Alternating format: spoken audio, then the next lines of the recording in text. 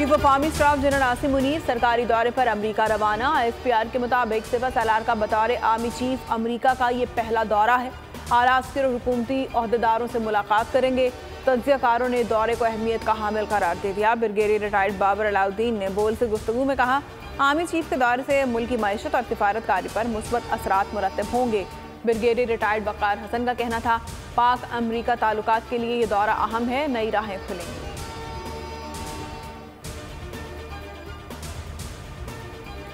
एक सियासतदान जेल से निकलने और दूसरा जेल से बचने के लिए इलेक्शन लड़ रहा है। पीपल्स पार्टी का मुकाबला सियासतदानों से नहीं बल्कि गुर्बत और महंगाई से है। बिलावल भुट्टो का कोहाट में जियालों से खिताब, कहा, सिर्फ अवाम के लिए इलेक्शन जरूर लड़ेंगे, भागेंगे नहीं। फरवरी में पुरानी और तकसीम की सियासत खत्म करेंगे। नफरत, इंतकाम और अना की बजाय खिदमत की सियासत करना होगी।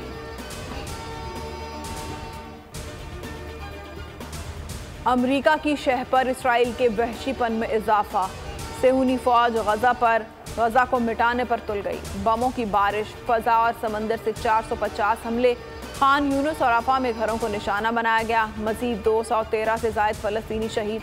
शहादतों की तादाद 18,000 के करीब जा पहुंची। इसराइली वजीर के बेटे और भतीजे समेत मजीद 5 फौजी मारे गए। यमन का हौसी बागियों के इसराइल जाने वाले बहरी जहाज़ों को निशाना बनाने का ऐलान। सब्सक्राइब करें और बेल दबाएं ताकि कोई खबर रह न जाए।